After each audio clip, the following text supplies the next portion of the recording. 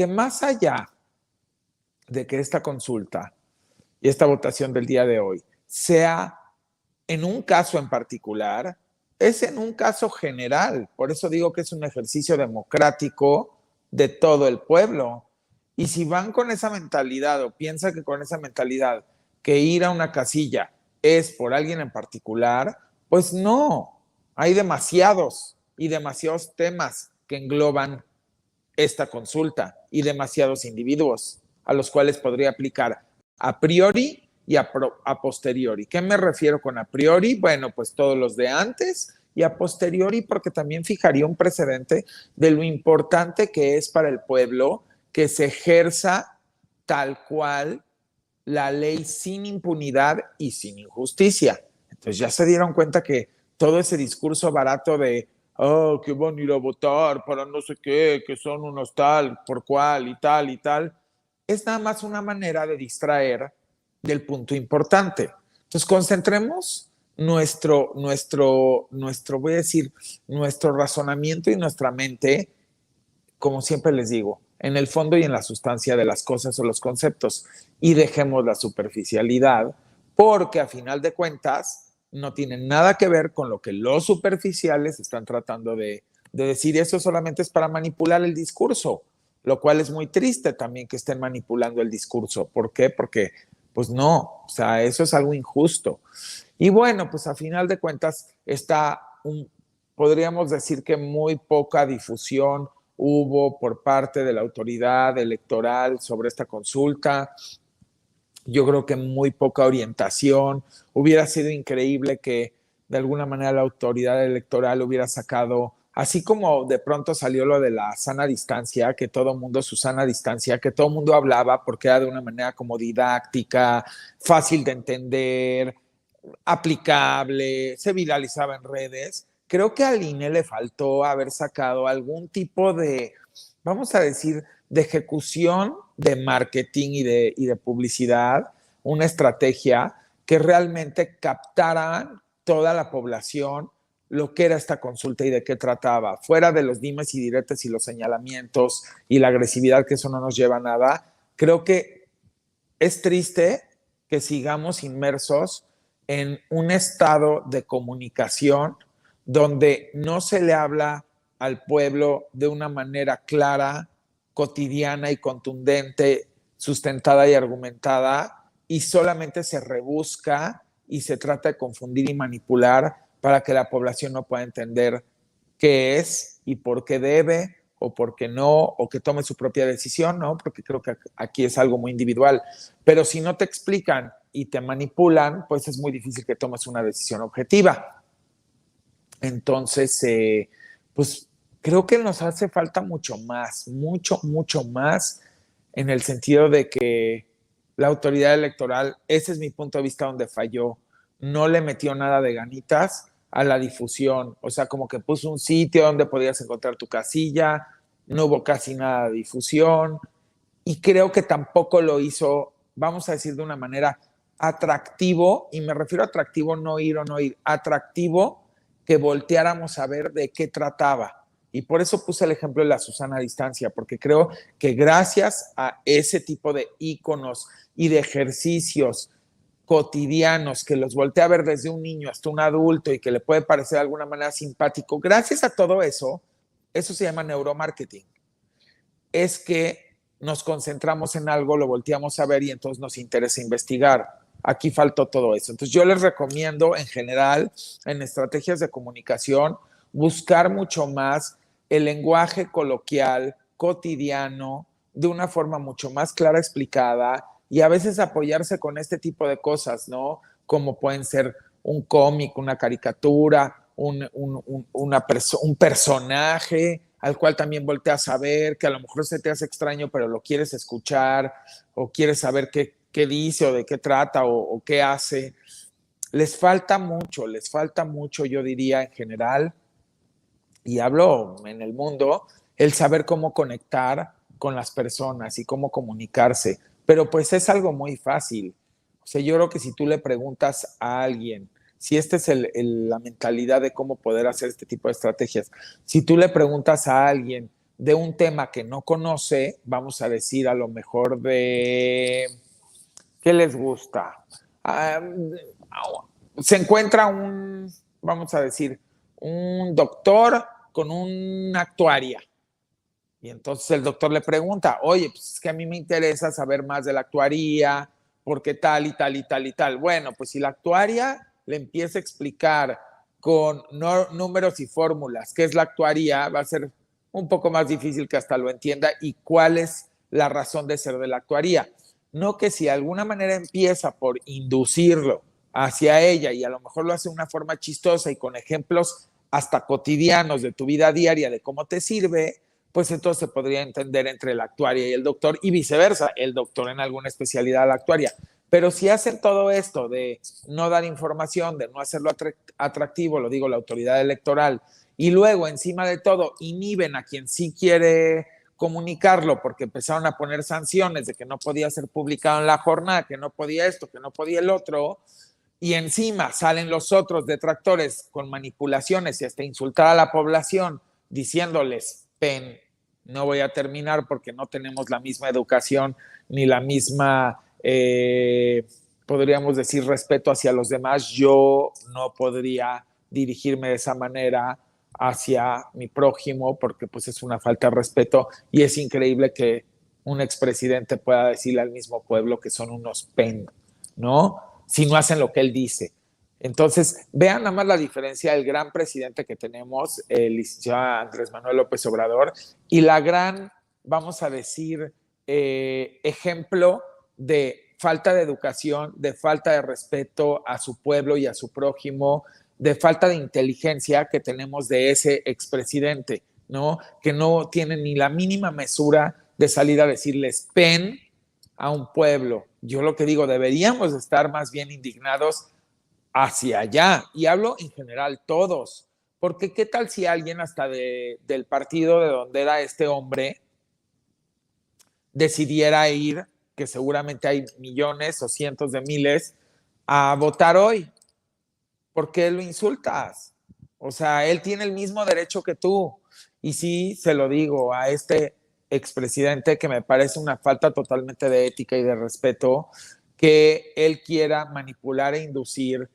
a personas mediante la grosería y mediante la, pues podría decir, descalificación de tomar una decisión que es individual. Eso sí es ser autoritario. Usted, señor, sí está siendo autoritario, señor Fox, porque usted le está diciendo a la gente, o hacen lo que yo digo o son unos Y eso es como imponer su ideología ante un pueblo diverso, de variedades de ideologías y de pensamientos y razonamientos y de un pueblo democrático. Entonces vámonos entendiendo quién es el autoritario, porque hoy vivimos en un estado con este presidente que de verdad hay que hacer un muy buen análisis con Andrés Manuel López Obrador de libertad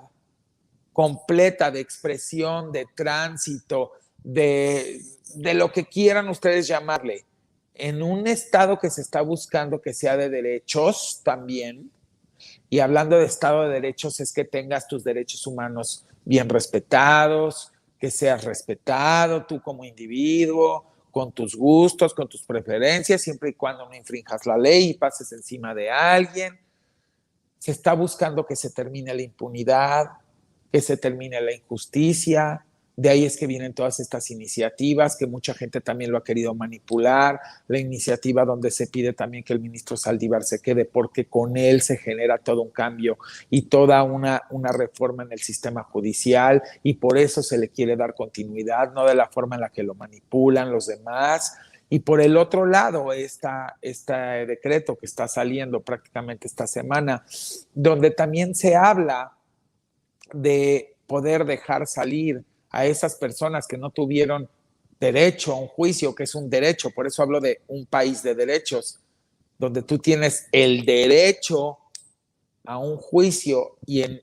un año, años, muchos años, porque ahí pusieron el periodo determinado, hasta década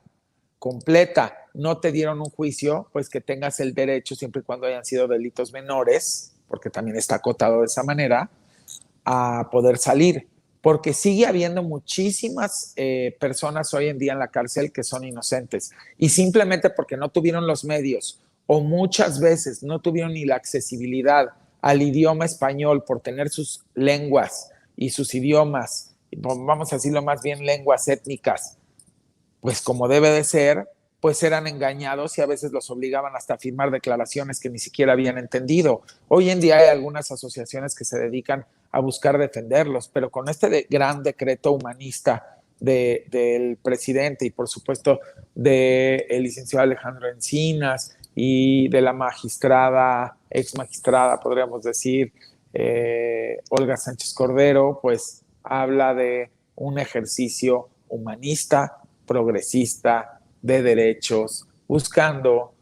abolir la injusticia, buscando de alguna manera abolir la impunidad. Y por eso yo creo que más adelante empezaremos a hablar también de algo que revivirá en la siguiente legislatura, que será todo el tema del ministro Saldívar, que a diferencia de muchos, yo sí entiendo perfectamente bien cuál es la razón de que se quede él y que poca gente lo entiende. Y que así como buscaron un día cambiarle solamente porque buscaron e hicieron, de alguna manera le buscan las lagunas a la ley y cambiaron el IFE al INE para que Lorenzo Córdoba se pudiera quedar más tiempo, porque ya se había de alguna manera terminado. Entonces, haciendo una nueva institución, podías seguirlo teniendo. Estudiense eso, vean cómo lo hicieron.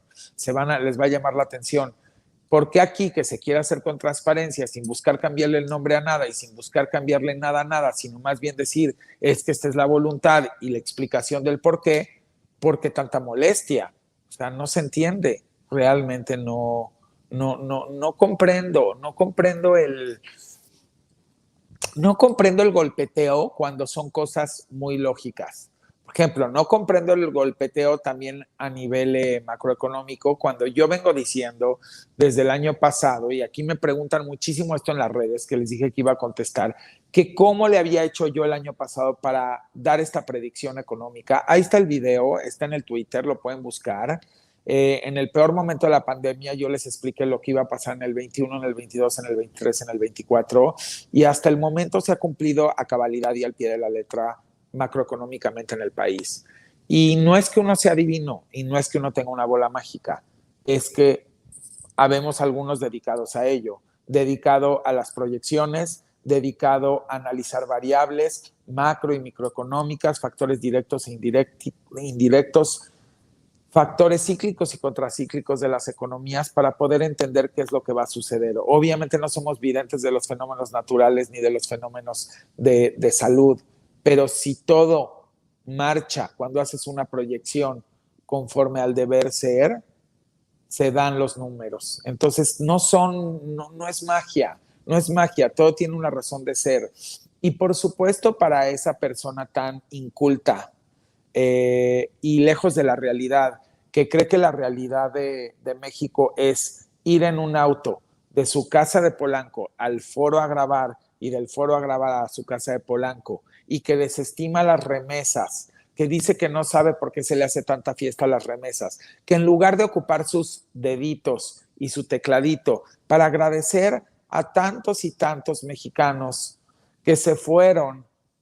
de este país a buscar un mejor futuro, gracias, hablando de la consulta, a que por varias décadas ninguno de los mandatarios los volteó a ver para ver cómo tenían una mejor vida y los dejó sumidos en la pobreza, y hoy son los que de alguna manera pues sostienen muchos de los hogares de estos países con su trabajo y porque pudieron obtener prosperidad, en vez de dar las gracias, porque aparte se vuelve un circulante del país, ese circulante. Ahorita les voy a explicar un poco más lo de las remesas, a diferencia de este personaje, ¿no? Porque pues este personaje, digo, la verdad es de que qué pena, o sea, porque pudiendo explicar y pudiendo realmente hacer un análisis profundo, diciéndose que es economista y sale en una televisión, en un programa de chismes, pero usa su Twitter como si esto fuera pues una burla, pues yo no lo entiendo. ¿Por qué? ¿Por qué no meterte y realmente analizar? ¿Qué originó todo este cúmulo de remesas en el país en las últimas décadas? Bueno, pues te lo contesto para que le vayas apuntando, porque hay que irnos al origen. Realmente lo genera la falta de oportunidades, todo el endeudamiento y saqueo que se dio por décadas en el país, sumiendo a la pobreza y la desesperanza a millones de mexicanos que decidieron buscar un futuro mejor, encontrando cualquier cantidad de vicisitudes, racismo, clasismo y elitismo, porque me encantaría un día, voy a empezar a invitar también, yo creo que pronto, a personas que den su testimonio aquí en cámara de cómo fue su viaje hacia allá, y me refiero a su viaje, todo lo que vivieron, todo lo que fue desde tomar la decisión, cómo pudieron llegar ahí, todo lo que padecieron, dónde los escondieron, si iban en una cajuela, si iban en un tráiler, cómo cuando llegaron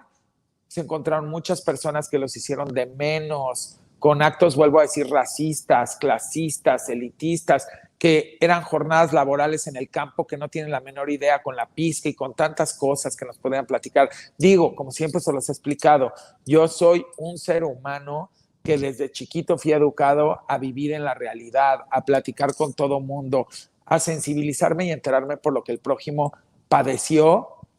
está padeciendo y buscar los mecanismos de cómo mejorarle su vida. Entonces, es una falta de respeto para que se entienda por qué yo me molesté tanto con este señor, porque es tener toda una falta de sensibilidad, nada más agarrar el teclado para estar escribiendo tonterías. Y a esos que defiende tanto ese señor son los que lograron o generaron, fueron la fábrica de todas estas personas que tuvieron que irse del país.